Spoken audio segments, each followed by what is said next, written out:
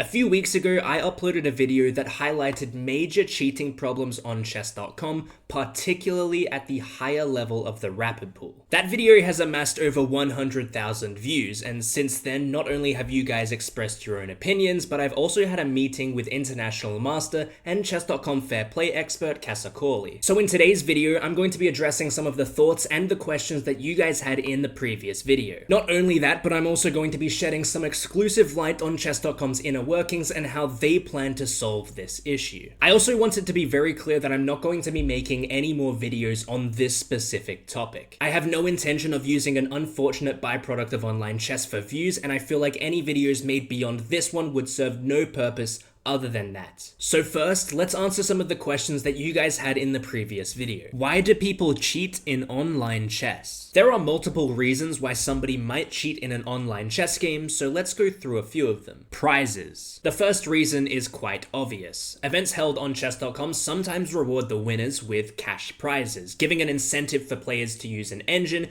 in order to win said prizes. This reason is fairly obvious, so we'll quickly move on to the next one. Boredom. A lot of people cheat on chess.com purely out of boredom. Generally, this isn't a massive issue. If somebody is cheating purely out of boredom, they are probably going to be very lazy with their method of cheating, and the anti-cheat is going to easily be able to identify them and punish their account. At the end of the day, it's highly unlikely that anyone with any amount of chess skill is going to cheat in this way and risk losing their highly rated account for such a spineless reason. This means that lower rated players with very little understanding of the engine are going to cheat in this way and be easily caught by the anti-cheat for being too obvious. Ego or rage. People that cheat due to ego or rage are a little bit more difficult to catch on chess.com. This is because they probably have some amount of skill and are able to somewhat cover up their engine use by only using it at critical moments. Losing multiple games and not being bothered to gain the elo back legitimately is the gateway for people to use the engine in this way. Likewise, feeling like you deserve to have a higher rating than you currently do and you're only getting unlucky is another. Improvement. I've heard of people doing this before, and although I think it is highly uncommon, it's not impossible for people to genuinely believe that cheating on chess.com is going to improve their chess. The idea is, if you're constantly versing players that are higher rated than yourself, you're going to learn more from the games and become a better chess player because of it. This is completely delusional though, because whilst it is important to challenge yourself constantly in chess,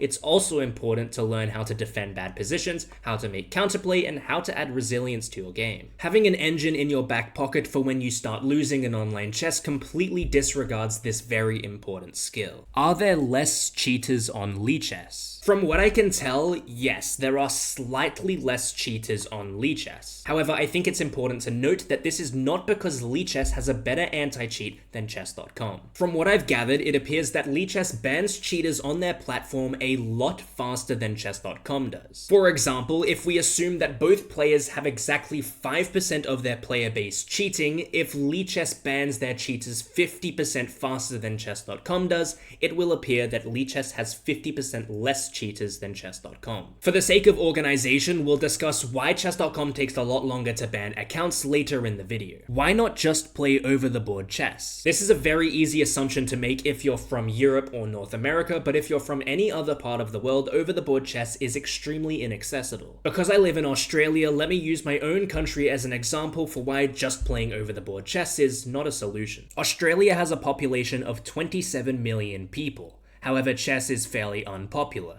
The top Australian chess player is ranked 191st in the world, whilst Australia as a nation is ranked 42nd in the world based on the top 10 players of each country. Australia's geography is also important. The country is divided into 6 states and 2 main territories which span over 7.7 million square kilometers. In comparison, the USA spans over 9.8 million square kilometers, which is comparable to Australia's, but boasts a population of 346 million, almost 13 times more than Australia. It's also worth noting that because of the vast deserts, 90% of Australia's landmass is considered uninhabitable by humans. In my particular city, there are only 1.4 million residents, and we don't have many classical FIDE events hosted here. But even if we just want to play any kind of chess, not only is there only a tournament hosted every few weeks, but there's only around 20 active players near your strength at any given time. Because of the size of the country, you'll need to spend at least $1,000 to $2,000 to play at a tournament at a different city, taking into account travel, accommodation, entry, and utilities. But even if we're okay with playing a tournament every 2 weeks in our own city, playing against the same people, for me personally, because of how big our cities are, I'd still need to take a 45-minute train ride into the city and a 45-minute train ride back home. And this is just Australia. Although it's a very expensive country to live in, it's relatively safe, and the average GDP per capita is quite high. This means that at the end of the day, although it might be very inconvenient to play over-the-board chess, it is still possible. But what about people living in remote parts of Africa, Asia, or South America? People that face the same problems I do, but live in maybe unsafe or impoverished areas and absolutely cannot afford to play over-the-board chess. For them, the solution to this problem is to play online chess, and if your solution for the cheating problem on chess.com is to go outside and play real chess, you're only providing a solution for Europeans and North Americans. Win streaks don't mean someone is cheating. I mentioned in the previous video that characteristics about your accounts, such as your account age or abnormal win streaks, indicate whether or not you've been cheating. I thought I conveyed this pretty well, but a lot of people completely misinterpreted this and thought that I meant this is unopposable proof that you have been cheating. This is not the case. There will of course be exceptions to these indicators no matter what. For example, if you're 2,400 rated in Rapid but only 1,400 rated in Blitz, you are more likely to have higher win streaks in the Blitz time control because you are so massively underrated. But even if there was no good reasoning for your abnormally long win streaks, it's still not unopposable proof that you have been cheating. Multiple factors like this need to exist on an account on chess.com for them to be relevant at all, and even still, they might not be enough to warrant a ban at all. But the reality is, this information is still relevant, especially if a human analysis is undertaken on an account. This information is extremely relevant and will weigh into the final decision. How do I know this? Well, stay until the end of the video where I share my meeting with Kassa Korely and highlight why this is extremely accurate. Doubts about the data. I had a lot of people claim that the data I found in my last video was absolutely irrelevant because of a plethora of inconsistencies which only slightly changed the overarching findings. I won't go into specifics, but the spreadsheet that I made in my last video was absolutely not supposed to be some university grade study that a data scientist would be proud of. The point of the data in my last video was to only highlight that there was a problem on the platform and to give a rough estimate of how many cheaters I thought I faced in the last 100 games. This is not some deep complex mathematics, it's quite literally just percentages, and it's very surprising to me how many people thought that you needed a degree in statistics to be able to put some numbers into a spreadsheet. Even if there are a few inconsistencies in the data that I collected, it most definitely does not mean that everything is absolutely irrelevant. There is quite obviously a cheating problem on chess.com, which chess.com also acknowledges themselves, which we'll touch on later. Varying datasets. I did also mention this within the first 30 seconds of my last video, but a lot of people misinterpreted the dataset that I was talking about. The data I collected was specifically between the 2,150 to 2,350 ELO bracket in the rapid time control. All other ELO brackets of any time control would need an independent dataset because of how different the ELO brackets are and how different the time controls are. For example, the 2,300 ELO level of the rapid time control is the top 3,000 players in the active pool. This means it's going to be much more likely for cheaters to exist there because it's at the top of the pool, and if cheaters keep playing perfect chess, they're going to all collect at the top of the pool because they have nowhere else to go. This is also why you'll see a lot of cheaters versus other cheaters at this level in Rapid, because they get to a level where they can only verse other cheaters. So I would suggest out of all of the time controls and the ELO brackets, I would think that the top level of the Rapid pool would have the highest rate of cheating out of any on chess.com. This is also because cheating is a lot more accessible in the Rapid time control because of the lenient time restriction of the time format. This allows allows easy access to any kind of analysis board on the internet, and you don't really need a browser extension to cheat with. I would suspect that the rate of cheating in lower elo brackets of the rapid time control would be significantly lower than the 33% I stated in that video. Likewise, I also think the rate of cheating would be lower in the blitz time control because of the sharper time conditions. Now, let's talk about the meeting that I had with chess.com. Shortly after uploading the previous video, I traveled interstate to play in a rapid tournament. This meant that my meeting with chess.com was delayed until October the 17th, where I met with international master and chess.com fair play expert Kassa Korely. We spoke about the contents of my video and what chess.com plans to do to resolve the issue. So with the help of this exclusive meeting, here are the answers to some of the questions posed in that video. What is considered when reviewing an account for potential cheating? Any and every characteristic about a user's account and games are considered when a fair play check is being undertaken. Of course, certain information will hold much more weight than others, but in the eyes of the fair play team, everything is relevant. Although this was not specifically disclosed, during games, time usage, move accuracy, game phase accuracy, and opening selection are some considerations. However, there are likely several subdivisions to these considerations, for example, time usage in critical moments as opposed to unimportant moments. Account characteristics are also considered when reviewing an account.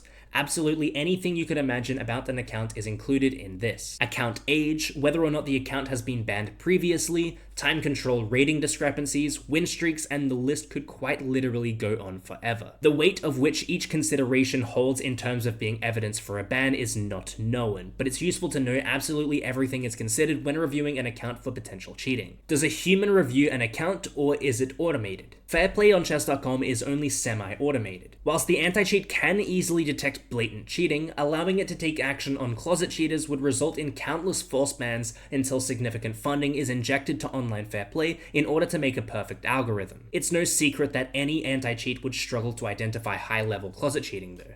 It should not be a shock to anyone that this technology hasn't been perfected. Chess.com employs over 40 analysts that review games in an order of priority. Reports from title players and chess.com partners are the main priority. Chess.com analysts take information handed to them by the algorithm to assist their human review of reported accounts that the anti-cheat could not say with 100% confidence were cheating. How does the report system work? The report system on chess.com works with a priority function.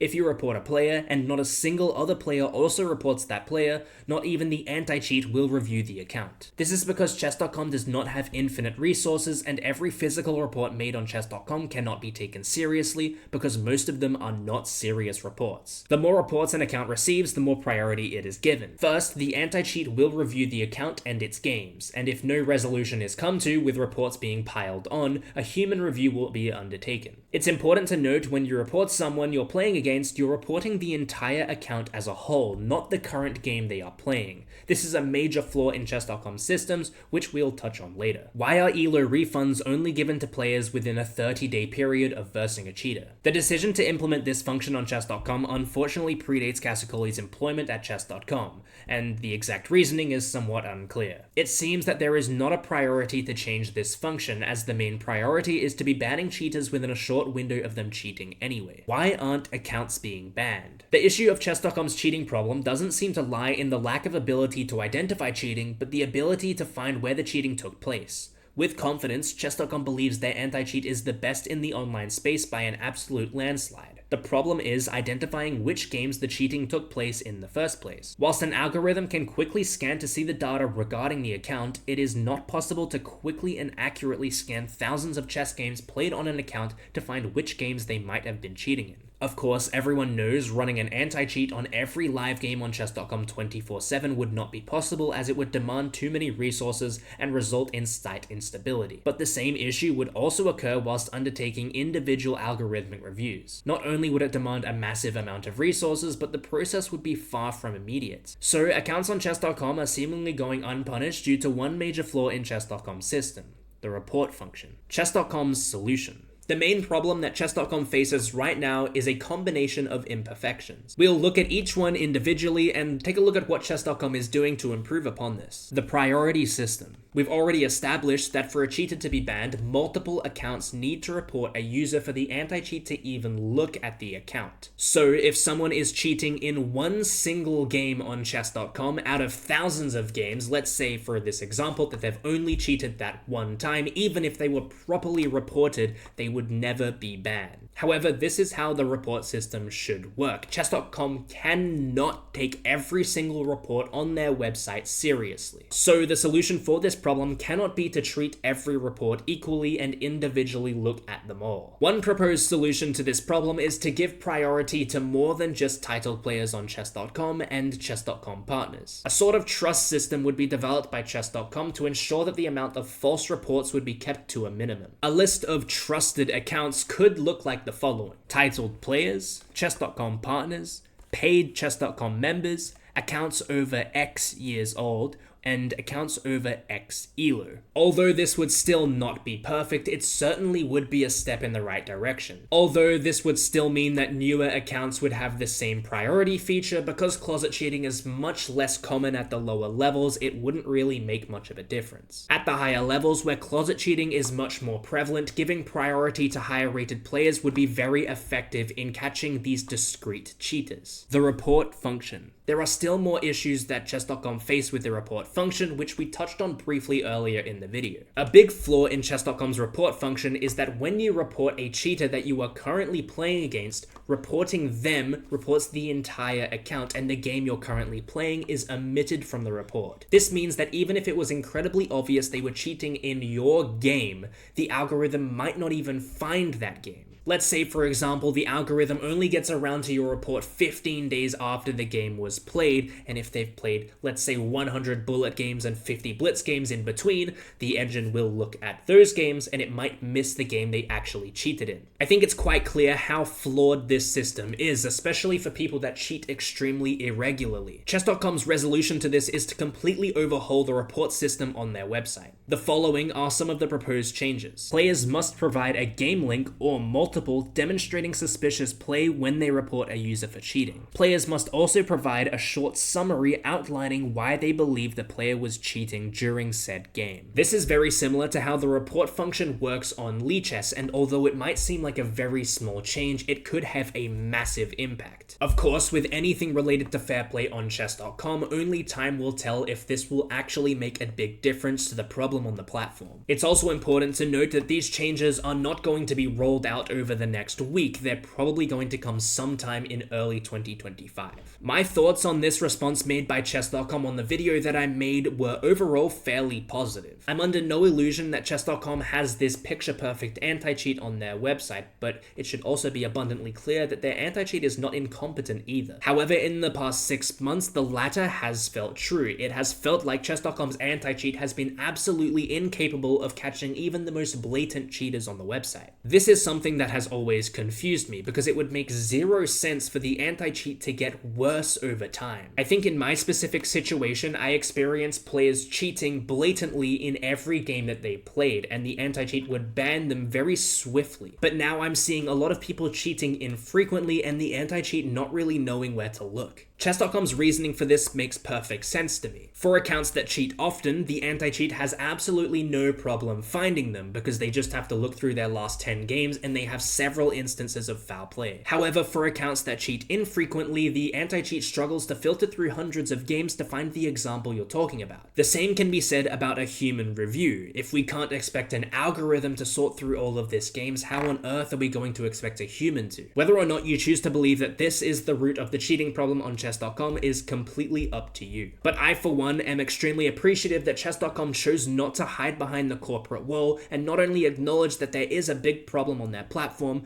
but tell us what they're going to do about it. As I mentioned at the start of this video, I'm probably not going to be making a follow-up video to this one about the situation on chess.com until the changes have actually rolled out. Until then, I don't see a big reason to make a follow-up video in my opinion. In saying that, I still don't plan on playing in the rapid pool until those changes have been made. The reality is the time control is still unplayable until those changes have been made on the website. And although it is nice to know those changes are coming, it doesn't change the state of the time control as it is. Let me know what you guys think in the comments of this video, and I'll do my best to reply to all of them. I was trying to do that in the last video, but it ended up getting way too big and I couldn't reply to all the comments. Other than that, thank you guys for watching, and I'll see you all in the next video.